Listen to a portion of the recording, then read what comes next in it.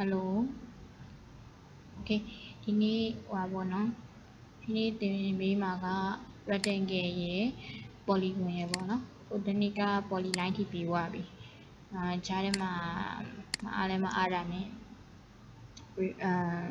မတင်ပေးဖြစ်တာပေါ့နော် record လည်းမလုပ်ဖြစ်ဘူးဒီနေ့မှစလုပ်မှာဆိုတော့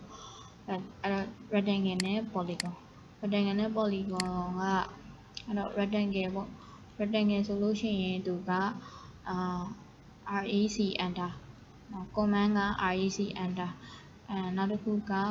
polygon ဆိုလို့ရှိရင် pol enter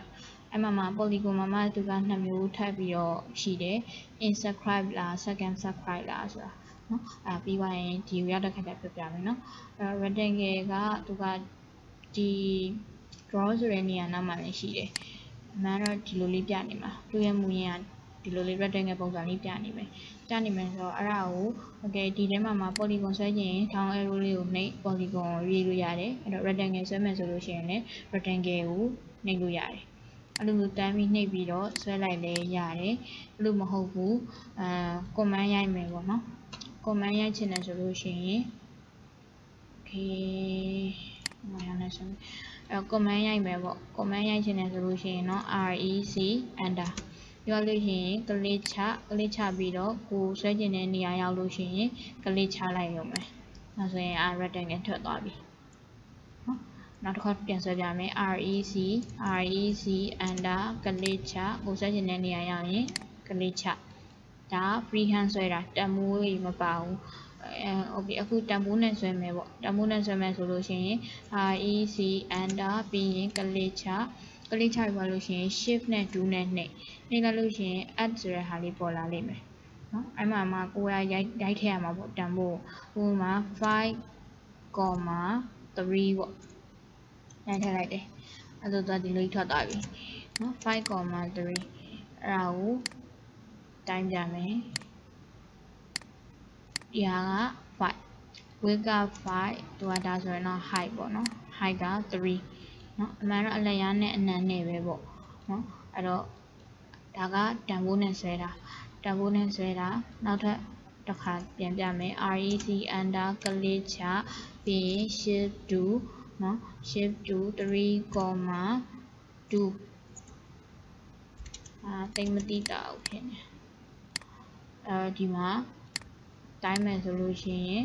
ဒီဟာက3ဖြစ်သွားမှာပေါ့နော်ပြီးရင်ဒီဟာက2ဖြစ်သွားမှာနော်အဲ့ဒါ rectangle နောက်တစ်ခု rectangle ကိုပဲ rec enter ဆိုပြီးတော့ကလစ်ချလိုက်တယ်ကလစ်ချလိုက်တဲ့အချိန်မှာဒီမှာဟောပေါ့နော်ဘာတွေပေါ်နေမလဲဆိုတော့ area ရယ် dimension ရယ် rotation ရယ်ဆိုပြီးပေါ်နေမယ်နော် area နဲ့ဆွဲမယ်ဆိုလို့ရှိရင်သူက a enter နော် a enter သူဒီအပေါ်ဟာပဲထားပါတော့9နဲ့3နဲ့ဆိုတဲ့ခါကျတော့ဘယ်လောက်ရမလဲဆိုရင်သူကအလျားနဲ့နံနဲ့မြောက်လိုက် area ရမယ်အဲ့ဒါဆိုရင်15ဆိုတော့ area ကို15ထားလိုက်မယ်15 enter ပြီးသွားလို့ရှိရင်သူက length ကိုမေးတယ်ဒါဆိုရင် length ကို5ထားမယ်เนาะပြီးသွားလို့ရှိရင်တခါwidth ကိုမေးတယ်ပေါ့ width ကိုကြတော့3ထားမယ်ပေါ့ခဏလေးlength ကိုအရင်ဖြေလိုက်မယ်เนาะ l enter l က5ပေါ့5 enter အဲ့ဆိုရင်5လို့ပြောလိုက်တာနဲ့ length တစ်ခုကိုရိုက်လိုက်တာနဲ့သူကတခါတည်းနောက်တစ်ခုကို auto တွက်ပြီးတယ်ဆိုရင်ဒီမှာလေ length က5အနေနဲ့သွားတယ်နော်ဒီကောင်ကို3အနေနဲ့သွားတယ်နော်နောက်တစ်ခေါက်ပြန်ဆွဲပြမယ်နောက်ခေါက်ကျတော့ဟိုဟာထားပါတော့ဒီဟာကို6ထားမယ်ဒီဟာကို3ပဲထားလိုက်မယ်အဲ့ဆိုသူ့ရဲ့ area က18ဖြစ်မှာအဲ့ဆိုရင် rec enter ကလစ်ချရွာလို့ရှိရင်သူက area နဲ့ဆွဲမှာဖြစ်တဲ့အတွက် a enter ပြီးသွားလို့ရှိရင်ဟိုကကြတော့ unit က area က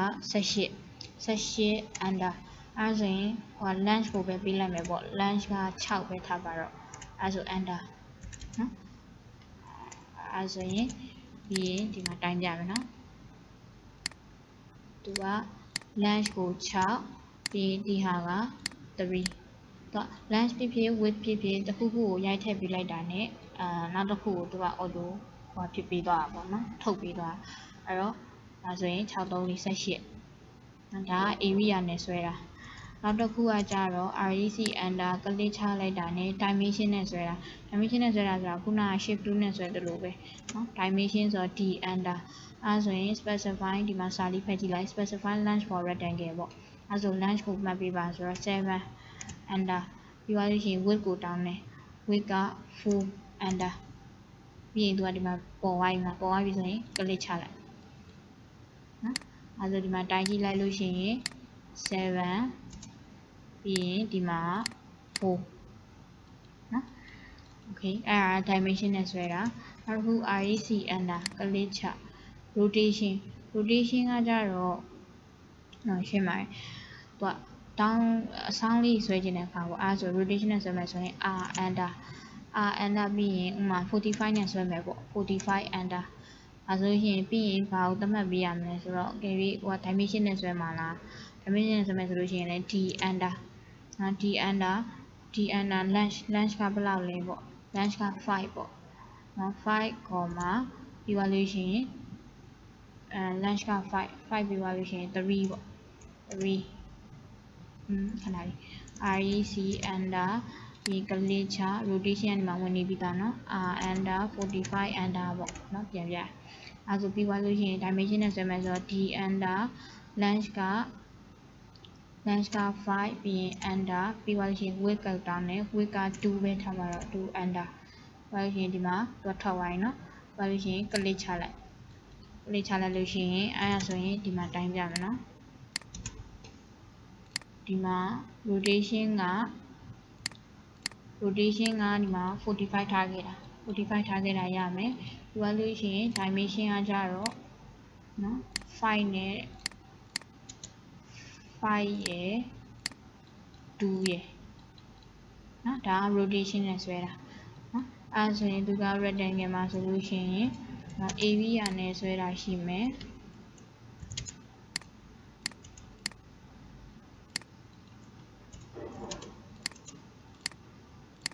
area နဲ့ဆွဲတာရှိမယ် dimension နဲ့ဆွဲတာရှိမယ် rotation နဲ့ဆွဲတာရှိမယ်